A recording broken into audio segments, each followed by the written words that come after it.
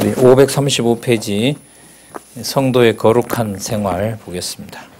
자, 성도의 거룩한 생활, 야고보서에 나타난 그 시련과 역경을 가지고 이해를 하는 겁니다. 이해되시죠? 예, 그래서 제가 좀 찾아봤는데요. 이 고난 받는다라는 말이 야고보보다 더 많이 나와요. 그러니까 이 말은 뭐냐? 더 많이 나온다는 말은 더 확증을 더 시키는 거죠. 그러니까 고난을 더 강조하면서 목적은 베드로전서 제목대로 무엇을 얘기하려는 거죠? 거룩한 생활. 이렇게 가요. 제가 좀 찾아봐. 1장 2절, 1장 7절, 3장 17절, 4장 1절, 2절, 12절, 12절. 그러니까 1, 2, 3, 4장까지 계속 나오고 그 다음에 여러분 5장에 가면 아까 읽었던 요절이 나오는 거예요.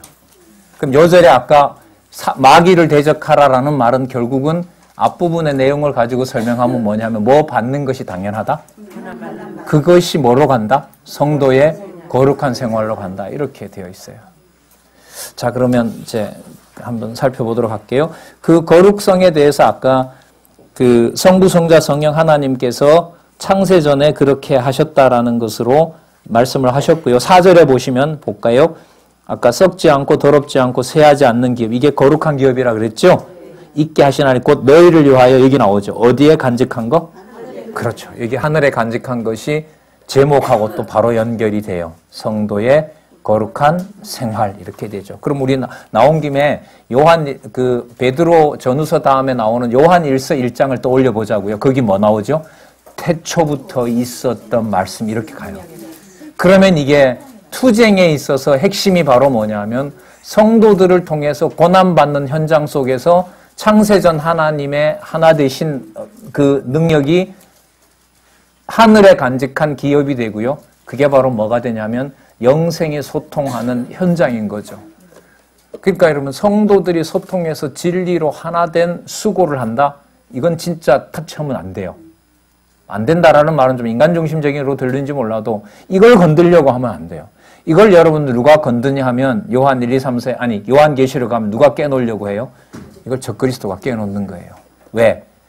내부에 있다가 나가서 교회를 어떻게 깨는 줄 알거든요. 아까 중상모략인 거죠. 중상모략을 통해서 비방을 통해서 성도들이 모여서 진리 중심으로 모이지도 못하게 하고 뭐도 못하게 해요? 서로 봉사도 못하게 하고 봉사할 때는 예수 그리스도가 환상으로 왔다고 얘기를 하고요. 그러니까 환상으로 얘기 왔다고 하는 얘기가 목적이 뭐냐면 예수 그리스도가 육신의 몸을 입고 와서 수고하지 않아야 우리도 수고한다라는 말이 돼요, 안 돼요? 안 되죠. 환상을 쫓아가고 있는 거다, 그것은. 봐라, 남는 게 고난밖에 더 있느냐. 그런데 예수님 가신 지 벌써 이게 95년경이 된다면 예수님 승천하신 지 벌써 60년이 지나간 거예요. 본 사람도 없고, 본 사람은 다 돌아가셨고, 이제 전해지는 상황이기 때문에. 그러면 여러분 이 상황에서 진리가 기록되어 있는 것과 기록되지 않는 것의 차이가 커요, 안 커요? 죽고 사는 것보다 크죠. 그 문제를 어디서 다루느냐? 베드로 후서에서 다루는 거예요. 함부로 풀지 말고 지금 빛이 비치기 시작해서 지금 계속해서 기록되고 있는 거니까 이제까지 썼던 제 글과 이미 기록했던 사도 바울의 편지를 잘 읽고 거기서 진리 분별을 하도록 그까지 사도 베드로와 사도 바울은 안내해주고 가는 거예요. 근데 우리는 다 뭐 된 걸 보고 있죠? 다 완성된 거 보고 있잖아요. 그래서 이쯤에서 제가 또 하나 생각나는 게 여러분들 고린도전서 13장 10절에 가면 앞으로 뭐가 온다 그러죠?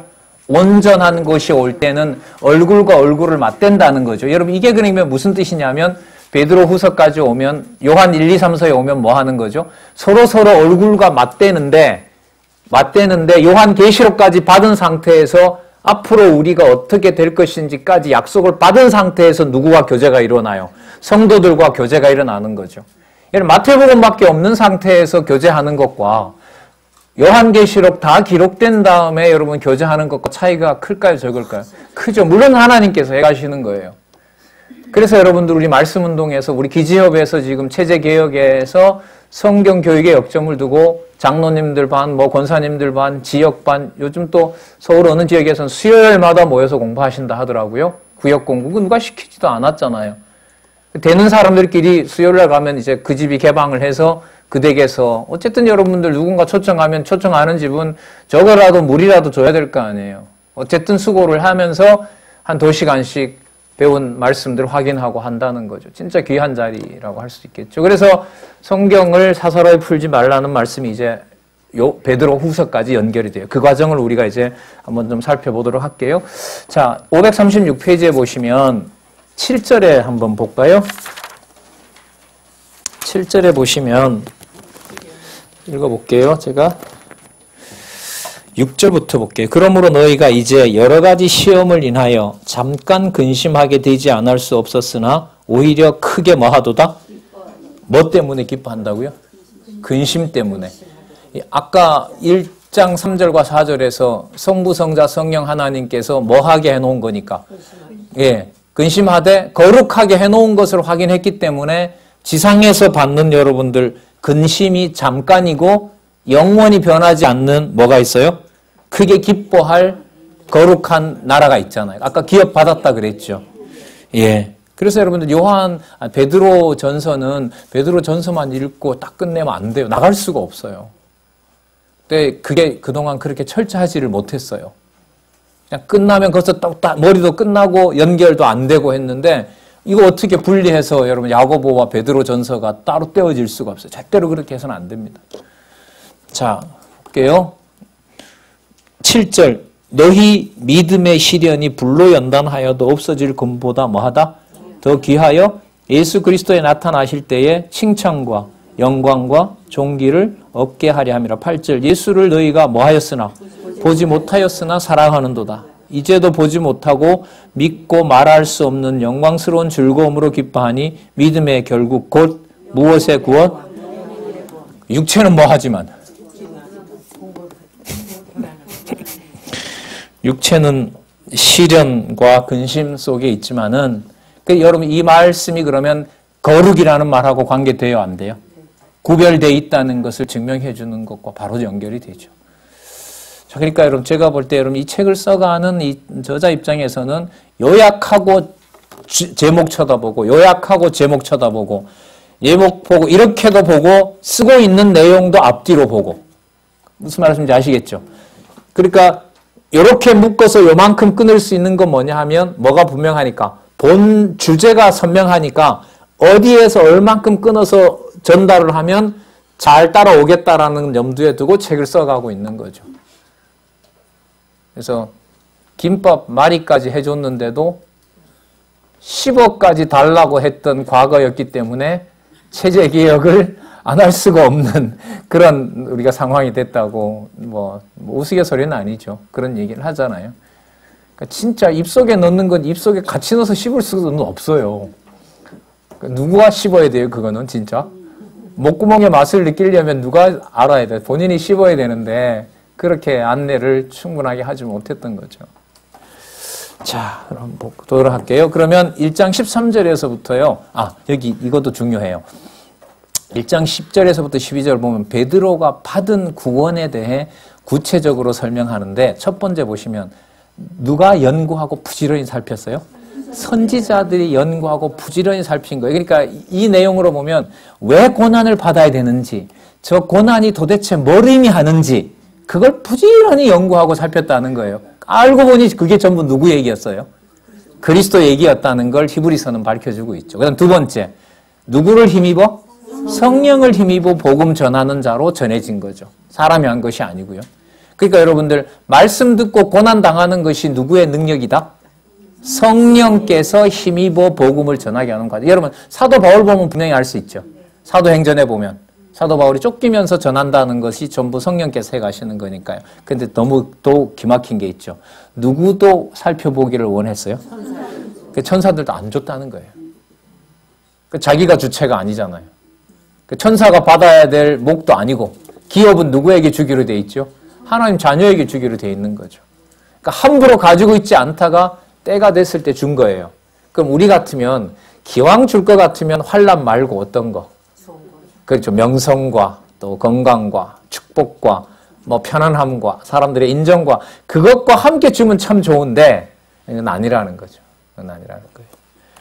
자, 그 다음 1장 13절서부터 2장 12절까지 보면 성도들의 목표인데요. 자, 성도들의 목표는 우리가 아까 살펴본 것처럼 그 1장 20절 한번 볼게요.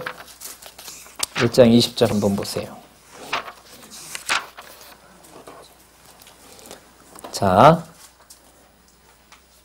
여러분 이게 19절 얘기입니다. 19절에 보면 여러분 오직 흠없고 점없는 어린 양 같은 누구의 보배로운 피? 자, 요거예요. 요게 거룩함에 대한 그 출처입니다. 이해되시죠? 흠없고 점없고 이게 거룩이잖아요. 이걸 어디에다 쓰는 수식어죠? 교회에다가. 어린 양에게 붙이는 표적이지요. 그 용어들입니다. 오직 흠없고 점없는 어린 양 같은 그리스도의 보배로운 피로 한 것이니 그는 바로 이 그리스도는 자, 그다음 보세요. 언제부터 알리심 받았다고요? 이걸 어떻게 받아들여야 될까요? 창조부터 한 게 아니라 언제부터? 창세 전부터. 여러분 이게 좀 신학적인 얘기가 들리는지 몰라도 창세전 하나님이 존재하셨잖아요. 그죠? 어떻게 존재하셨느냐 이렇게 나오면 성부, 성자, 성령 하나님이 안 나올 수가 없어요. 그러니까 창세 전에부터 하나님은 알려준 거 아니에요. 맞죠? 계시 기록을 통해서. 당신이 시간에 드러낸 일은 여러분들 그 창조를 하면서부터지만 여러분 창조할 때 첫날, 둘째 날에 언제쯤에 사단을 만들고 예를 들면 천사를 만들고 어느 시점에 천사가 타락했고 그거 우리는 아무도 모르잖아요. 그죠? 하나님이 정하신 때가 있단 말이죠. 그러나 분명한 사실은 여기서 거룩을 얘기하면서 이런 거예요. 앞으로 잘 살게 되면 거룩이 오는 게 아니라 베드로는 언제부터 벌써 거룩했다는 거예요. 창세전 어린 양의 보배로운 피가 이미 거룩하게 했다는 거예요. 그러니까 앞으로 두려움에 떨면서 죽고 난 다음에 거룩이 오는 것이 아니라 지금 힘들게 겪고 있는 이 시련의 현장이 무엇의 증거다? 언제 보여주셨던 창세 전부터 미리 알리신 바 된 거다. 그래서 여러분 이걸 어떻게 여러분들 접수하고 계신지 모르겠네요. 이 상황이 도대체 이게 분명한 사실은 현재 주어져 있는 고난과 환란이 무궁가한 것도 아니고 하나님이 능력이 없어서 그런 것도 아니고 하나님이 실패해서도 아니고 이미 누구와 더불어서 어린 양의 보배로운 피와 더불어서 벌써 뭐되기로 드러나기로 작성되어 있었다는 거죠. 그렇게 놓고 보면 여러분 성도가 흘리는 환난과 수고와 혹은 순교의 피라고 하는 것은 지상에서 볼 수 있는 보여주는 하나님 성부 성자 성령 하나님의 가장 중요한 사역을 경험하는 현장이 되죠. 그래서 북한 순교사를 좀 읽어보면은요, 공산당한테 죽을 때 부모들이 다는 아니겠지만요, 그 기록에 보면 부모들이 죽게 된 상황을 늘 설정하고 사는 거예요. 왜냐하면 언제 발각돼서 언제 죽을지 모르니까. 자, 그럴 때 부모들이 무장한 내용들로 보면 마지막이 뭐냐면요, 많은 내용들이 있는데요. 자녀들과 같이 죽을 때 자녀들 보고 저 아저씨 미워하지 말라라고 하는 걸 끝까지 지키려고 해요. 처참하게 죽거든요. 근데 마지막에 이제 어머니가 예를 들면 자녀들 보고 야, 저 사람 미워하지 마라. 그리고 가는 경우가 많습니다. 그러니까 뭘 보는 거예요? 그러니까 고통을 주는 그 사람이 강하고가 아니라 뭘 보고 가는 거예요? 그렇죠. 예수 그리스도를 보고 가는 거예요. 그걸로 무장을 하나님이 북한에는 우리는 지학교회가 없는 상황이잖아요. 지학교회가 있을 필요도 없지만 북한은 눈에 보는 교회는 없애놨는데 지학교회를 하나님께서 어쨌든 유지하고 있고요. 며칠 되면 이제 1월 1일이 되는데 중국은 내년부터 지학교회를 지금 등록하라 그러고 아마 이게 통제를 하려고 하는 것 같아요. 중국 같은 경우에도요. 자, 뭐 우리 아랍 같은 경우에도 많은 지학교회가 있고요. 자, 어쨌든 그 고난과 이 핍박이나 힘든 상황은 어쨌든 어딘가에서나 지금 계속 일어나고 있거든요. 일어나고 있고 그런 상황에서 우리 상황은 너무너무 좋은 상황이죠. 인간적으로 봐도 편한 상황이기도 하고요. 자, 우리가 그 사이에 있습니다. 저희들이. 자, 그 다음에 그 거룩한 것을 창세전에 있는 상황으로 알려주고 있습니다. 자, 1장 22절을 한번 보시면 그 1장 13절로 한번 볼까요? 요약 볼게요. 근신하여 언제까지? 예수 재림시까지 가져올 은혜를 바라라고 하고요. 사욕을 본받지 말고 어떤 자? 거룩한 자. 여러분 1장 17절 한번 볼게요. 1장 17절 한번 보시면 좀 뒤로 넘어가서 볼게요. 1장 17절 볼게요. 외모로 보시지 않고 각 사람의 행위대로 판단하시는 자를 너희가 누구라 부른즉 아버지라 부른즉 너희의 나그네로 있을 때에도 무엇으로 지내라? 그러니까 두려움이 약속이 되어 있어요. 악의 세력 앞에 막 당당하면 좋죠, 우리는. 그죠? 거뜬히 이기면 좋잖아요. 아니죠? 아니에요. 모세도 떨었고요. 예수님도 떨었고, 사도 바울도 떨었고, 지금 이 글을 쓰는 베드로도 대적이 무서운 거는 맞죠? 그런데 그걸 누가 무섭게 한다는 거예요? 나그네로 있을 때 무엇으로 지내라? 두려움으로 지내라. 그러니까 누가 떨게 한다는 거예요? 예, 하나님께서 떨게 한다는 거죠. 더 떨게 해서 여러분 어떻게 할 수 있어요? 넘어지게 할 수도 있어요. 붙잡아 줄 수도 있고. 다 처한 상황마다 하나님이 어떻게 하실지는 몰라요. 그 다음에요. 1장 2장 1절에서부터 12절에 보시면 어디에 이르는 거예요? 구원에 이르는 건데요. 여러분, 그러면 여기서 우리가 정리를 해야 될 게 구원이라는 것이 이 세상에 속한 것이 아니라 아까 어디에 이미 속했다고 얘기를 했어요? 하늘에 속했다 했죠? 2장 4절 한번 볼까요?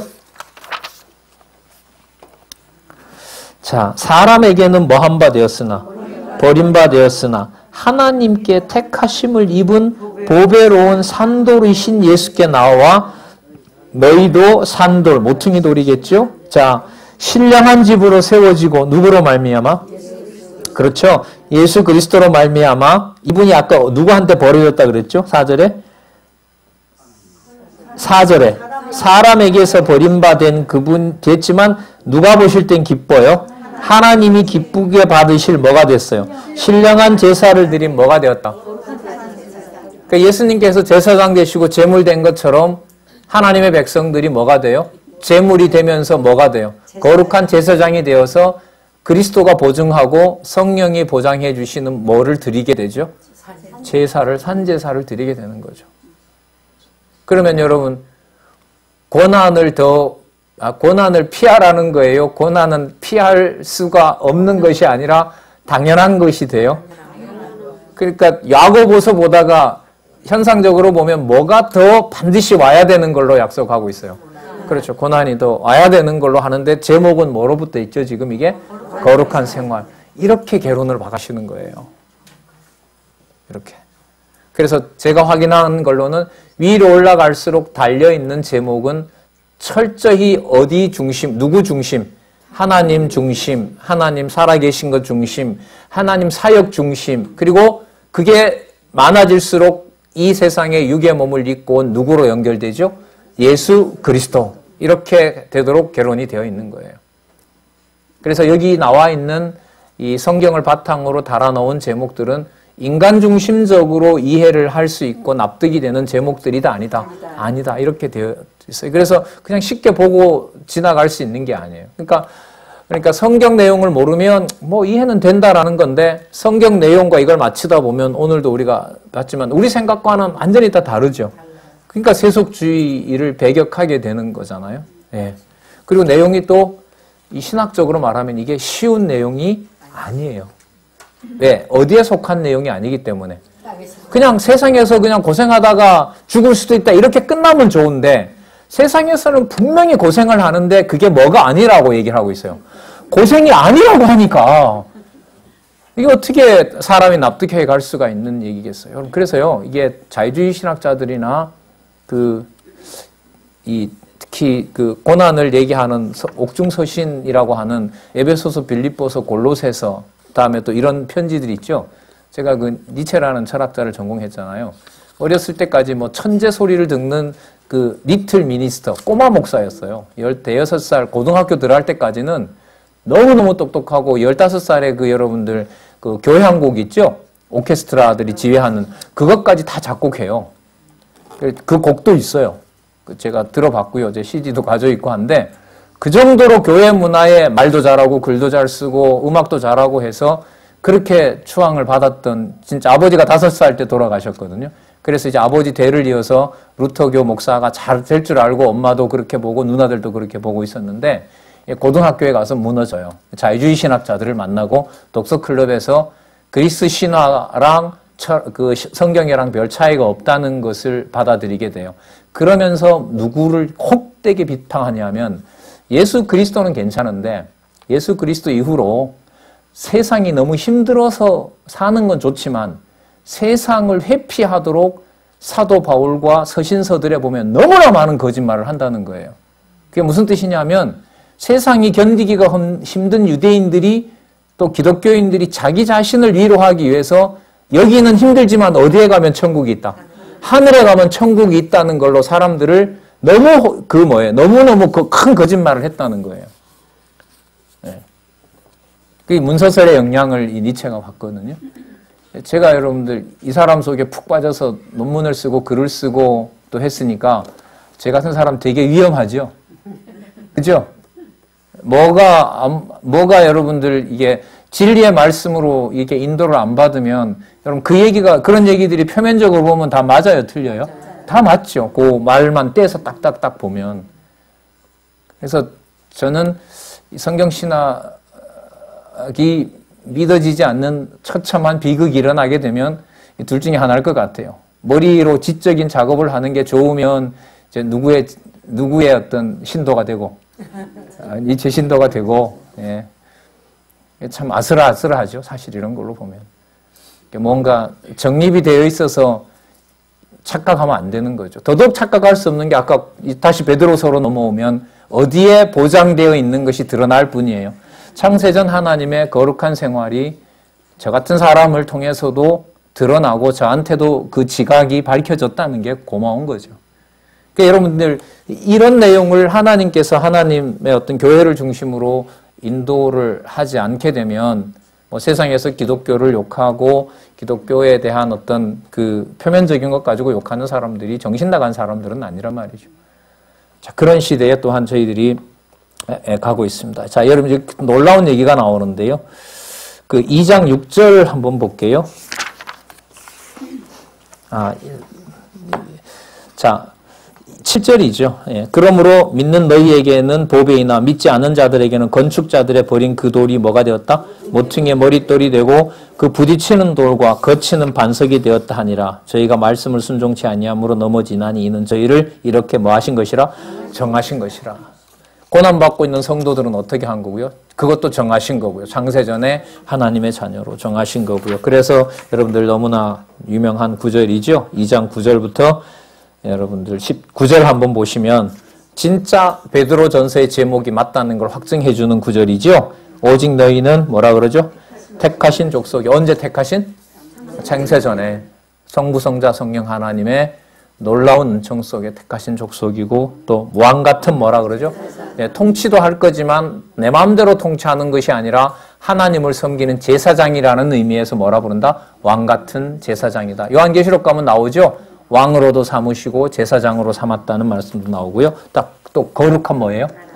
예, 여러분 나라는 커요, 작아요? 예? 나라는 커요, 작아요? 통상 크죠? 근데 두세 사람이 함께 모인 것도 나라를 할 수 있어요, 없어요? 이제 진짜 예리하시네. 예. 제가 말씀드리려는 게 뭐냐면 두세 사람이 진리 말씀으로 고난받고 있는 그 현장을 베드로후서 2장 9절에서는 뭐라 부른다고요? 거룩한 나라예요. 그게 교회라고요. 그래서 교회가 겁난다고요. 함부로 못 건들죠. 이 나라를 내가 어떻게 그 통치하고 내가 어떻게 관리를 해요. 말이 안 되죠, 이거. 종으로서 그냥 자기 맡긴 일, 그것도 좁혀서 진리와 관련해서 하나님 주시는 것만큼만 최선을 다해서 하도록 인도해 주시기를 바라는 거죠. 자, 여러분, 그래서 2장 9절이 지금 한 중간쯤 되는데 여기서 그 밑에 보세요. 영광을 돌리게 육체의 무엇을, 정욕을 제어할 것을 권면함. 이렇게 나오죠? 그 요약하신 데 보면 536페이지, 그죠? 자, 그러면 2장 13절에서부터 5절까지 보면 여러분, 사회든 가정이든 개인이든 교회인 고난은 받아야 돼요? 안 받아야 돼요? 아까 뭐라 했으니까 거룩한 자, 택하신 족속. 이거 거룩 맞죠? 택하신 족속. 어디? 세상에 있으면서 세상과 타협하지 않게 하고. 그 다음에 뭐 같은 제사장? 아버지께서 왕노릇하게 하는 역할을 해주시던데 활동은 뭐 해야 돼요? 제사장 되는 거고 제물 되는 거고. 그 다음에 또 그게 뭐가 되고요? 거룩한 나라. 그러니까 내가 챙기고 아까 여러분들 야고보서 같으면 내가 구제를 하고 내가 복음을 전해주는 그 얼마밖에 안 되는 거기가 바로 무슨 나라라? 구별된 거룩한 나라라. 그죠? 그리고 그의 소유된 백성이다. 그럼 여러분 여기 무게는 지상에 있는 것이 아니라 지상의 지지리 궁상 같은 그 모임이 뭐가 어디에 속한 게 돼요? 하늘에 속한 게 돼요. 거기에서 하늘에 속한 백성을 되게 하는 결정적인 게 뭐냐면 그리스도로 십자가에 몰아가신 것처럼 하나님의 성도들을 어디에 처하게 했다? 환란에 처하게 했다. 그 몇 명밖에 안 되는 그것도 사단이 와서 다 해체시키려고 한다.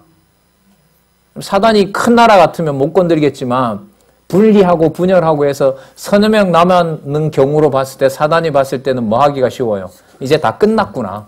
말씀드리면 예수님이 뭐 했을 때는 죽었을 때는 교회고 나라고 뭐고 다 끝났다고 생각했겠죠. 근데 바로 그 자리가 무슨 자리죠? 교회가 서는 자리고 승리가 확증되는 자리라는 것이 2장 13절부터 5절까지 내용입니다. 그렇기 때문에 먼저 뭘 얘기를 하냐면 주를 위해 왕이나 방백에게 뭐 하도록 해요? 순복할 것을 알려줘요. 그러면 뭐 당할 만해요? 여러분 이게 지금 곳곳에 지금 성도들이 흩어져 있거든요.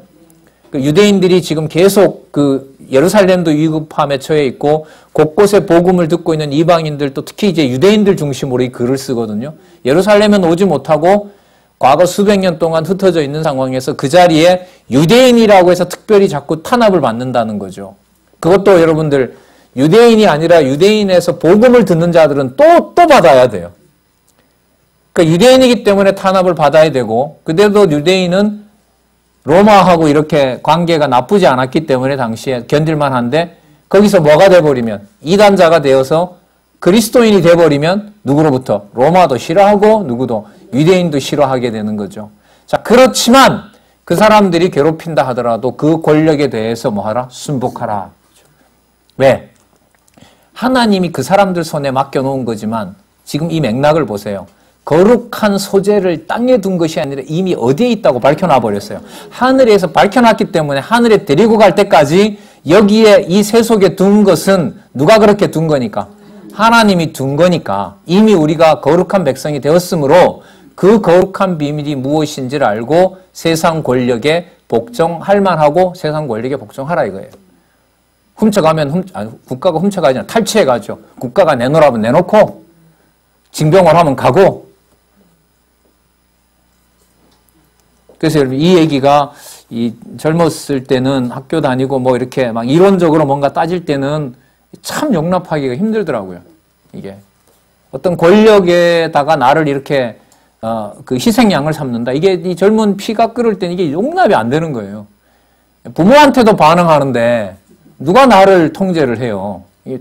그것도 예를 들면 교회가. 그래서 이 말씀 듣고 저한테 제일 먼저 나타났던 이 방종은 뭐냐면 나를 가르쳤던 이 교회 지도자들에 대한 그 막 이 증오나 이게 막 굉장히 커지더라고요.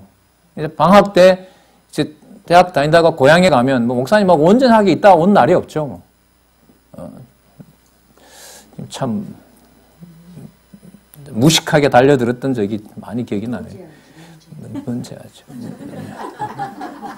감사하죠. 진짜. 자, 2장 16절부터 오늘 좋은 말씀 많이 하시네요, 권사님. 2장 16절부터 그 17절에 보면 하나님의 종과 같이 모든 자를 뭐 하래요? 그러니까 하나님의 종으로 대하라는 거죠. 2장 16절 한번 볼까요? 2장 16절 자유하나 그 자유로 악을 가리우는 데 쓰지 말고 오직 뭐와 같이 하나님의 종과 같이 하라. 무사람을 공경하며 형제를 사랑하며 하나님을 두려워하며 왕을 뭐하라? 공경하라. 공경하라. 야, 이 진짜 유대인을 공격하자고 징병을 모았을 때도 왕을 공경해야 되나요? 내 민족을 쳐야 됐을 때. 예. 뭐 역사는 많습니다. 우리나라만 하더라도요. 일제에 가서 일제에 부역을 하면서 조선의 본토 자기 백성을 죽여야 되고 감찰을 해야 되고 사실 여기에서 여러분 우리가 꼭 잊지 말아야 될 게 뭐냐면요. 이런 상황은 앞으로도 지금 많이 벌어질 수 있거든요. 왜냐하면 이 이후로 여러분들 요한계시록 이후에 그 313년까지 한 200년 기간에 로마군이 그 지하 땅굴로 이제 그 카타콤으로 기독교인이 숨어드니까 그걸 색출하기 위해서 쓰는 방법이 뭐냐면 내부 고발자예요. 그러니까 첩자인 거죠. 첩자를 심어서 그 지하 땅굴로 숨어 있는 교인들을 불러내서 그 짐승의 밥이나 뭐 이런 데로 여러분들 콜로세움에 갔다 막 죽이고 이렇게 하거든요. 계속 그런 탄압이 이루어진단 말이죠. 자, 거기서 지금 이 포인트가 진짜 이게 논리적으로 보셔야 되는데 앞부분에 1장과 2장에서 성도의 거룩한 면을 어디에다가 탁 일단 고정을 시켜놨어요. 땅이 아니라 어디에다가? 하늘에다가. 그러니까 이 지상에서는 성도들과 관련해서 서로 뭐 하는 일이 벌어지는 거예요. 서로 핍박을 당하기도 하고 핍박을 당하게 하고 하는 그 주체가 또 누가 될 수도 있어요. 서로 유대인이 될 수도 있는 거예요. 쉽게 말하면. 그러니까 유대인 성도들을 고발하는 사람이 누가 돼요? 같은 유대인이 되는 거예요. 그러니까 이 상황에서 거룩함의 문제를 어디에다가 두질 않고 땅에다 두지 않고 이미 어디에다가 하늘에다 하고 딱 해놨다는 거. 이러면 괴롭혔던 사람도 택한 백성 같으면 괴롭히다가 회개하고 이 사람도 어디에 속한 사람이 되고 하늘에 속한 사람이 되고 피해를 당하면서 예를 들면 고발을 당해서 어렵게 살다가 예를 들면 죽었다고 하십시다. 그 사람도 어디에 속하게 되고 그 땅에서는 모르는 거잖아요. 그러니까 여러분 아까 얘기했던 니체 같은 사람이 이걸 보고 진짜 무서운 인간들이다. 그러니까 세상에서 처절하게 당하면서 나중에 죽으면 뭐가 올 것이다? 복이 올 거고 천국이 있는 것이라는 것을 세상 사람들이 고통을 피하기 위해서 진짜 교묘하게 만들어냈다. 그래서 바깥으로는 다른 사람 도우려고 하는 것 같지만 그 내면에 들여다보면 굉장히 그 강한 원한 감정, 복수심이 드글드글 끓고 있는 자들이 누구냐 하면 유대인들과 그와 같은 기독교인들이다. 예. 웃으면서 구제를 하지만 그 속에는 뭐가 들어있다? 예, 독이 들어있다. 그러니까 미끼를 던지는 자들이고 그것도 자기도 경험해보지 못한 다음 세상이 있다는 걸로 거짓말하는 자들이 평생 동안 당했던 유대인들이다. 그래서 반 유대인 감정이 여러분들 어디에서요? 독일에서 일어나고 독일 600만을 죽이는데 독일 국민들이 묵인을 하는 거예요. 그러니까 막 섞여 있어요. 경제적으로도 유대인이 믿기도 하지만은 감정으로 보더라도 껴 있고요. 실질적으로 정치적인 권력도 그 사람들이 관여를 많이 하기 때문에 그런 게 여러분 우리 세대에 있었던 여러분 2차 세계대전 유대인 경우라고 보시면 돼요. 자, 여러분 뭐 역사적인 얘기는 하지만 지금 이 내용에서요. 그러면 우리 그다음 18절에서부터 25절 그 한번 요약을 볼게요. 여기 잘 보시면 영혼의 뭐가 된다 그래요? 영혼의 감독자, 목자라고도 나오죠. 영혼의 목자와 감독 대신 주님이시니 주인께도 뭐하라? 순복하라. 그러니까 이게 나라에도 그리고 자기를 부리는 주인에게도 왜냐하면 유대인들은 대부분 종으로 팔리거든요. 독립된 어떤 이 권력이 없기 때문에 시종으로 많이 팔려간단 말이죠. 그럼 여러분 여기에서 보면 한 개인에게 또 성도에게 다가오는 어떤 지배하는 힘이 대충 환란이 아니라 뭐예요? 삶 자체잖아요. 평생 노예로 태어나면 평생 노예는 뭐로 살아야 돼요? 노예로 살아야 되잖아요. 그죠? 그런 지배당하는 구조에서 환란 속에서 지금 베드로전서는 뭘 가르치려고 해요? 뭘 알려주려고 하죠? 이 지상에 있는 어떤 제도와 권력이 통제한다 하더라도 아까 무엇의 구원자? 육체가 아닌 무엇의 영혼의 구원자가 하나님이다라는 사실을 이 현장에서 환난 당하는 현장에서 뭐 하는 거죠? 가르쳐주고 생각나게 하는 겁니다. 그 다음에 여러분들이 이걸 어디로 가져가냐면요. 이 전체 권력에 대해서 먼저 순복하라고 하고요. 그 다음에 어디로 데려가냐면 가정에 가서 아까 여러분 여자들 조심하라는 얘기 나왔죠. 이게 아마 교회에서 문제가 된 것 같아요. 그러면서 먼저 설치지 말고 가장 가까이 있는 남편에게 순복하라는 걸로 가요. 여러분 국가 권력에 복종하는 게 좋아요? 남편에게 복종하는 게 좋아요? 두 가지 다 싫지겠지만 기왕이면 대답들을 안 하시네. 그럼 여러분 이 두 가지 다가 여러분 세상적인 이야기로 보면 이도저도 다 싫을 수도 있고 경우에 따라 다를 수도 있겠지만은 지금 이 가정생활과 관련해서는 뭐냐면 순복과 존귀와 사랑이 공존하는 데가 이른바 여러분 가정이라는 구조인 거죠. 그래서 가정에서 남편들에게 부녀가 복종하는 것이 여러분들 우리가 이 세상에 속해 있는 무엇을 속해 있지만 어디에 속한 하늘에 속한 영혼을 경험할 수 있는 바로 현장이 바로 어디다? 가정이다라고 소개하는 것이 여러분들 여기입니다.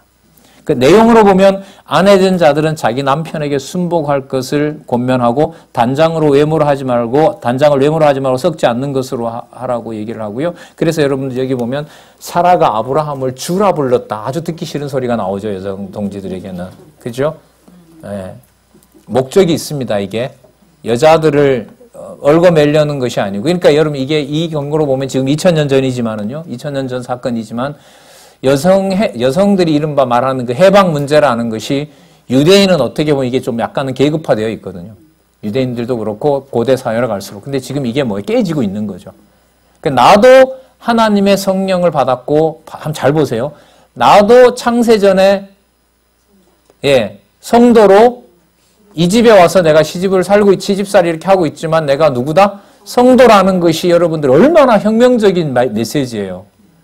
과거에 예를 들면 뭐 어느 가문에 여러분들 옛날 옛날 아버지들 보면 뭐 영화 같은 데 보면 서복 맞고 다시 돌아오면 아버지가 뭐예요? 더 두드려 패버리죠. 그러니까 누구 집 귀신대라 그래요? 예. 얼마나 냉정해요. 출가 외에는 그 집 가서 그 집 귀신대라는 거 아니에요.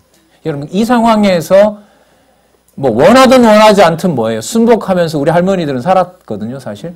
이 지금 뭐 100년도 안 되니까요, 저희 복음 들어온 게. 그럼 그 사이에서 기독교의 예정론을 알게 되고 하나님이 택한 백성이다라는 사실을 접했어요. 뭔 일이 벌어질까요?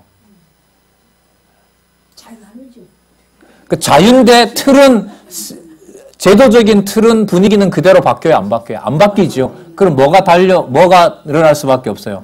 맞아 죽든가, 쫓겨나든가, 어쩔 수가 없는 거예요. 이 상황이 오는 거지. 근데 지금 이 상황으로 보면은 그런 상황보다는 아마 여인들이 교회에서 우리도 하나님의 자녀라는 것 때문에 아마 막 이 질서가 안 잡히는 일이 벌어진 것 같아요. 거기다가 이게 계시 시대이기 때문에 예를 들면 나도 방언 받았다. 고린도 교회처럼 그래 내버리면 니는 못 받았는데 내가 받았다 말이야. 남편은 못 받았는데 부인이 받고 이랬을 때 이게 막 무질서한 일이 생긴 것 같아요. 자, 여기에서 가르쳐 주는 게 뭐냐면 국가 권력에 복종하는 거나 남편과 상관없이 남편에 복종하는 걸 통해서 환란이면 환란이겠죠. 그걸 통해서 영혼은 어디에 속한 하늘에 속한 하나님의 백성이라는 사실을 가르쳐주고 있습니다. 그 다음에 남편들에 대해서도 3장 7절에 보면 엄격한 얘기가 나오죠. 엄격한 얘기입니다. 남편들아 이와 같이 무엇을 따라? 이게 중요하죠. 지식을 따라. 이 지식이 여러분 베드로 후서에 가서 나온다고 봐도 되고요. 아내와 동거하고 저는 더 연약한 그릇이요 생명의 은혜를 유업으로 함께 받을 자. 뭐 이보다 더 좋은 정의는 없죠.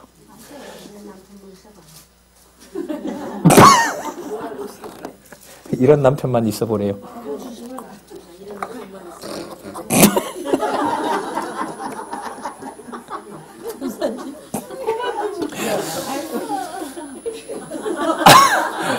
나에게 마음에 들든 안 들든 이 말씀에 보면 남편이 성도로서 가지고 있는 자격은 다 똑같습니다. 잘해주기 때문에 이런 남편이 있는 게 아니고 성경에서 말하는 남편의 성도로서의 남편의 의미가 이렇다는 겁니다. 의미가. 그러니까 이게 인간적으로 나에게 협조해주고 안 해주고의 문제와는 상관이 없고 오히려 하는 짓은 뭐예요? 국가 권력보다가 더 아니 사실 우리가 웃지만은 얼마 전까지 우리 문화로 지금도 그렇죠 사실. 여러분 지금 우리 축제라고 하는 여러분들 문화만 보더라도 여러분들 남성 중심으로 되어 있다는 거 아직도 현실이잖아요. 그죠? 예, 사실 이건 현실이 된단 말이에요. 그러니까 얼마 안 된 거죠 저희들 나라에서. 그래서 여러분들 참 잘 생각해 보세요. 하나님께서 조선이라는 나라를 없애고요. 일제에다 줘버리고요. 그것도 해방의 잠시에다가 여러분들 뭐예요? 전쟁 주고요. 자, 싹싹 없애놨는데 그 중에 하나 없어진 게 뭐냐 하면 여러분들 노예제도가 없어졌고요. 노예제도가 없어졌고 뭐예요? 남자들과 여자들의 지위라는 거 하는 것이 상하관계의 어떻게 보면 유교 전통이 끝장이 난. 그래서 여러분들 6.25 사변의 의의를 발표하는 학자들 중에 제일 먼저 꼽는 게 뭐냐 하면은요. 뭐예요? 남녀 평등이 강화됐다고 평가를 제일 먼저 하는 분들이 참 많아요. 6.25를 참 엉뚱한 얘기 같지만요. 기독교인 학자들도 그렇고 아닌 학자들도 보면 6.25의 의의를 엉뚱한 데다 둬요. 얼핏 보면. 거기에서 여러분 6.25 전쟁 끝난 다음에는 무슨 노예제도 이런 거 없어졌어요. 종노비 없어져 버렸고요. 그 다음에 왜냐면 노비 문서가 다 태워버렸잖아요. 그 전에. 싹 태워버렸거든요. 그래서 여러분 우리 현실 같지만은 여러분들 이 내용에서 생명의 은혜를 유업으로 함께 받을 자로 알아 귀히 여기라. 이는 너희 뭐가 기도가 막히지 아니하게. 여러분 기도라는 건 뭐냐면 이미 받은 바 복을 추구하면서 사는 거죠. 어디에 속한? 하늘에 속한. 그래서 여러분 3장 8절에서부터 4절에 보면 여기는 자 국가에 속하든 아니면 가정의 남편이든 가정의 부인이든 그 모든 생활이 여러분들 고난은 그렇다면 누가 주는 거죠? 여러분 그 정도의 그 남편 준 것이 여기로 보면 하나님이 거기에 맞게끔 준 거죠. 예, 생명의 유업을 은혜를 유업으로 함께 받을 역할을 하는 자로 준 겁니다. 내 기준에 맞든 안 맞든 상관없이. 예. 자, 이걸 지금 이 베드로는 여러분 아시는 것처럼 결혼했죠. 베드로 사도는 결혼도 했고, 뭐 자식 있다는 말은 안 나오지만은 사도 바울과 달리 이는 실제로 결혼을 하면서 살았잖아요. 그래서 여러분들 이거 보세요. 3장 13절에서부터 17절에 보면 열심히 선을 행하고 의를 위해 뭘 받으라? 고난을 받으라. 성도로서 가진 어떤 지위 때문에 받는 고난에 대해서 당연하다라고 이렇게 얘기를 합니다. 왜냐하면 4장 1절에서 6절 육체의 고난 받으신 누구를? 그리스도를 뭐 하는 것? 예, 여러분 참 놀라운 수준이죠. 그리스도의 그 권세를 본받게 하려고 하는 것이 바로 뭐냐면 고난의 임을 여기서 얘기를 하고 있습니다. 자, 4장 1절 한번 볼까요? 그리스도께서 이미 육체의 고난을 받으셨으니 너희도 같은 마음으로 갑옷을 입으라. 이는 육체의 고난을 받은 자가 뭘 그쳤대요? 여러분 세속주의를 벗어나게 하는 과정이 뭘 받아가는 과정이에요. 아유 진짜. 예.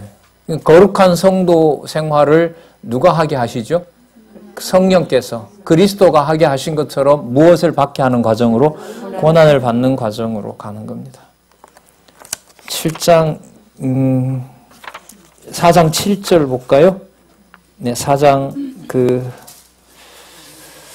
7절 만물의 마지막에 가까웠으니 그러므로 너희는 정신을 차리고 근신하여 기도하라.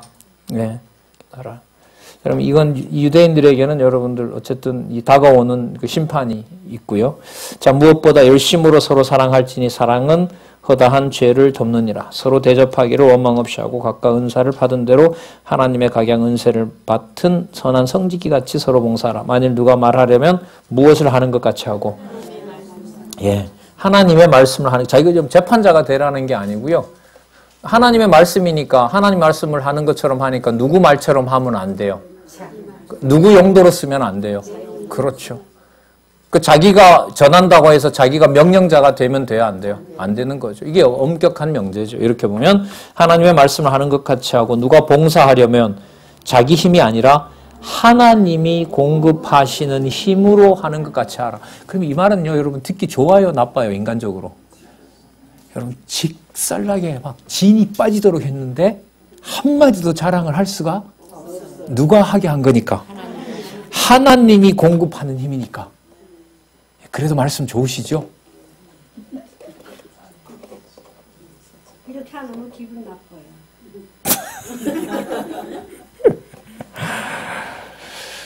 하나님이 공급하시는 힘으로. 그러니까 여러분 아까 계속 연결이 돼요.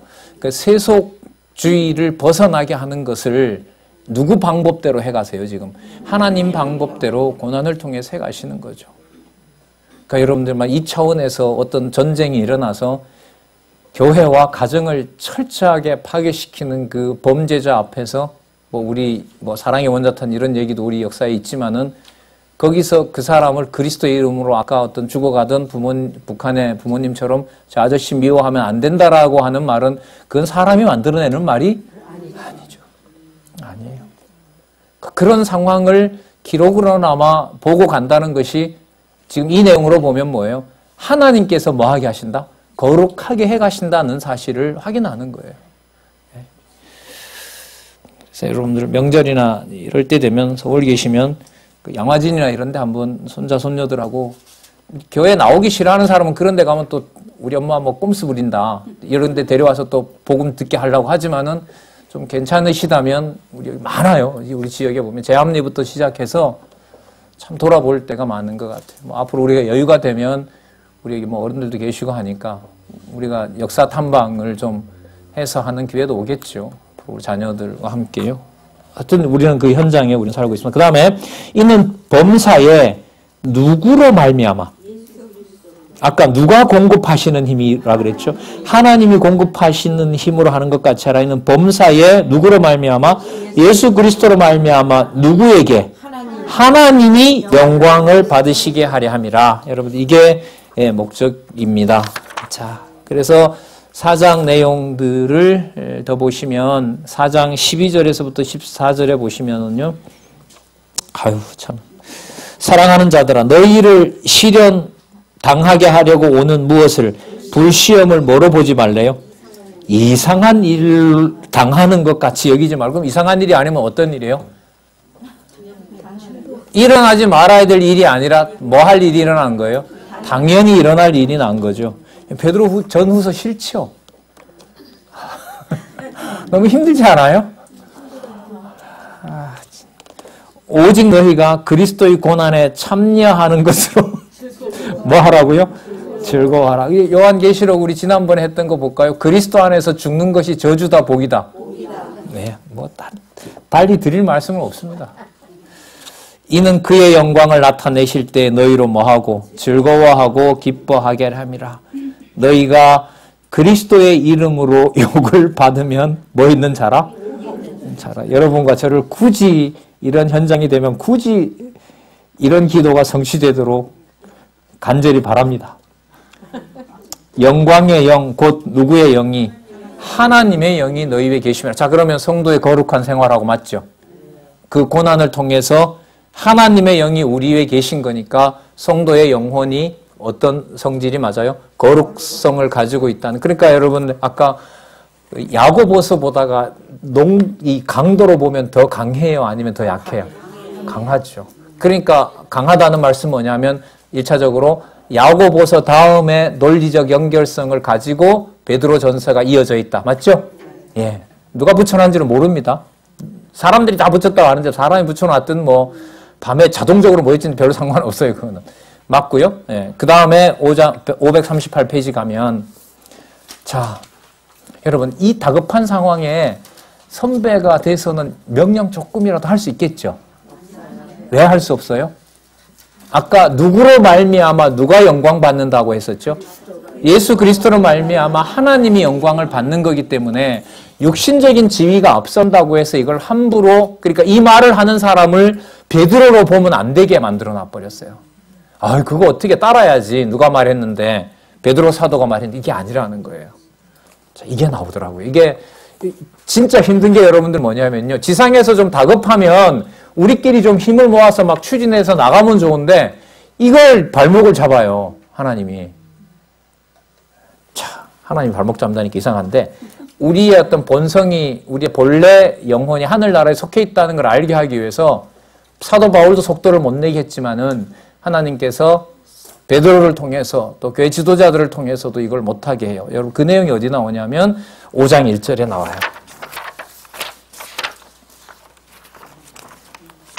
너희 중 장로들에게 권하노니 나는 함께 장로된 자요 그리스도의 고난의 증인이요 이 땅이 아니라 나타날 영광에 참여할 자로다. 그러니까 고통을 내가 다 함께 견디고 있는 하나님의 백성이다.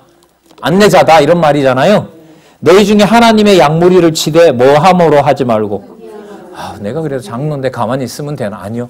진짜 이런 맥락에서는 안 하는 게 낫죠. 안 하는 게 나아요. 네.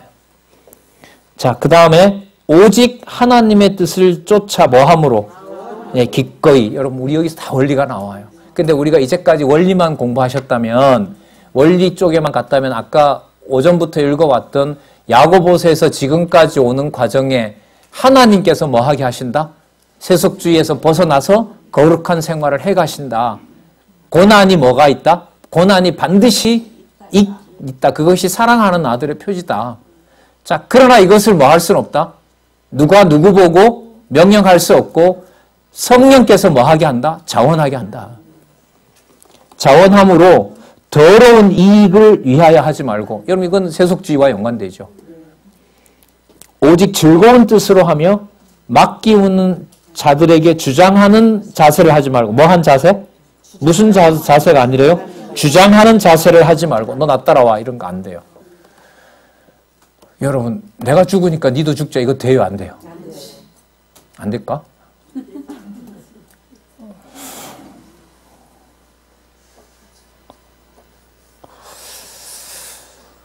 오직 양무리에 뭐가 되라? 그러면 막판까지 죽으면서도 내가 죽으니까 너도 따라오라고 하는 말을 할 수가 없게 만들고 오직 뭐가 돼요? 무슨 본이 돼요? 그러니까 죽으면서 한마디도 할 수 있지 않아요? 이봐 김 집사 내가 이렇게 진리 사랑한 것처럼 당신도 꼭 진리 사랑해? 이거 말하면 안 돼요? 되지도 않고. 근데 이게 아까 우리 시작할 때부터 이게 말이 벌써 안 되죠. 이봐 김 집사 누가 열심히 산 것처럼 내가 이제까지 열심히 산 것처럼 너도 열심히 살아. 내가 이렇게 제도 잘 만들어 놨으니까 니도 잘 따라와. 이게 된다 안 된다? 안 된다는 거예요. 그럼 여러분 여기서 말하는 본은 무슨 본인가요? 진리를 빼고는 본이 만들어질까요? 안 만들어질까요? 절대로 안 만들어져요. 우리 옛날이 아니라 우리 교회학교 선생님들하고 하면서 야, 교회 학교라고 한 10년, 20년 가르쳐서 나이가 60, 70 됐는데 후배들은 수십 명인 줄 알겠는데 한 사람도 쫓아와서 인사하는 사람이 없어. 아는 척 안 해. 그러니까 이 말은 여러분 결국 뭐냐면 진리로 소통하지 않았을 때 쉽게 말하면 뭔 소용이 있냐는 거죠. 그렇다고 해서 진리를 전달해 줬으니까 꼭 나를 뭐로 알아라? 찾아오고 선생님으로 알아달라? 이것도 돼요 안 돼요? 안 돼요. 오늘 해설들이 많으셔. 오늘 가서 이렇게 여러분들 한번 자 그리하면 그렇게 되면 목자장이 나타나실 때 뭐하지 않는 시들지 않는 무엇을 영광의 면류관을 얻게 된다고 얘기를 하고 여러분 이런 만약에 그 신앙의 선배가 있게 됐을 때 여러분 이러한 표본을 두고도 못 따라가면 누구 손해예요? 후배 손해죠. 맞죠?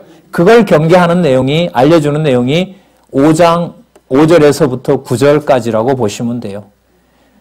자 6절 볼게요. 그러므로 하나님의 능하신 손 아래서 뭐 하도록 해라? 겸손하라. 자 7절 볼게요. 이게 요절이잖아요. 너희 염려를 다 주께 맡겨버리라. 이는 저가 너희를 뭐 하시라? 권고하심이라. 맞죠? 예, 돌본다 염려한다 이런 말씀이에요. 그리고 근신하라 깨어라. 너희 대적 우는 마귀가 우는 사자같이 마귀가 우는 사자같이 너희를 두루 삼키며 삼킬 자를 찾나니 너희는 믿음을 굳게 하고 저를 대적하라. 이는 세상에 있는 너희 형제들도 뭘 받았다? 그래서 여러분 우는 사자를 대적하는 것이 뭘 당하는 거죠? 고난 당하는 거죠. 하지만 내가 고난 당하니까 뭐 하다라고도 말을 못하고 명령하고 주장하는 자세로 하지 말고. 그럼 여러분들 그리스도께서 니들도 날 따라와서 다 같이 죽자 이런 말 했을까요? 안 했을까요? 당신은 누구 앞에서 한 일을 했을 뿐이에요. 아버지께서 정한 일을 한 것일 뿐이에요. 그 과정에 정하신 대로 제자들이 뭐 했고 배신했고, 정하신 대로 가룟 유다가 뭐 하게 했고 팔게 했고, 정하신 대로 로마군이 옆구리를 찌르게 했고, 맞죠? 예. 그게 여러분들 우리 고린도 전서가 이제 마무리가 되면서 여러분 12절 한번 볼게요. 우리 보고요. 잠시 쉬었다가 나머지 시간 보도록 할게요. 내가 신실한 형제로 아는 실로안으로 말미암아 너희에게 간단히 써서 권하고 이것이 하나님의 참된 은혜임을 증거하노니 너희는 이 은혜에 뭐하라? 굳게 살아. 여러분 쉽게 말하면 서신을 주고받는 데서 오고 가는 게 뭐예요? 말씀이잖아요. 그 말씀에 입각해서. 그러면 여기서 어떤 결론이 나오냐면 주장하는 자세로 하지 말라는 말은 자 손에 쥐어준 뭘 전하고 마는 거예요? 말씀을 상세하게 풀어주고 그걸로 딱 끝나는 거죠. 우리 그래서 뭐 해주고 끝낸다? 전해주고 끝낸다. 봉사하고 끝낸다. 그 다음에 어디로 갈지, 누구를 했는지, 그 다음에 어떻게 내 뜻대로 펼쳐져야 될지 우리 상황이 아니다라는 거죠. 그러면 여러분 이제 고린도 베드로 후서로 가게 되면 불의한 자들을 경계하잖아요. 그럼 여러분 불의한 자를 경계한다는 것은 결국은 뭐냐면 다가온 고난에 대해서 하나님이 어떻게 살아서 역사하시는지를 아까 누가 전해줬다 그랬죠. 전해준 그 말씀을 따라서 뭐 하는 거예요? 소개해 주는데 여기서 꺼내는 카드가 뭐냐면 진리의 말씀이 지금도 계속해서 기록되고 있기 때문에 기록되지 않는 부분에 대해서 뭐 하지 마라? 해석해서 억지로 만들지 말라. 그러면 여러분 이렇게 기가 막히죠. 뭐가 기가 막히냐면 베드로 전서에 시작했던 거룩한 것의 문제를 어디에다가 하늘, 창세전 하늘에 속한 문제로 얘기를 해주고 그 하늘에 속한 문제에 대해서 땅에서 뭘 받게 하고 고난을 받게 하고 영혼에 대한 구원은 누가 전한 또 누가 먼저 앞서 당한 그렇죠. 성도들이 먼저 당하고 사도들이 앞서가면서 쓰고 당하고 했던 고난 당했던 것을 자 사도들이 남겨주고 간 뭘 통해서 말씀을 통해서 기록하게 될 공부를 하도록 권하는 내용이 베드로 후서입니다. 예. 잠시 쉬셨다가요. 저 시계하고 제가 좀 다르네요. 예, 우리 15분 쉴까요? 15분 쉬고요. 25분에 나머지 부분들 연결성 생각하시면서 우리 요한계시록까지 정리하도록 하겠습니다.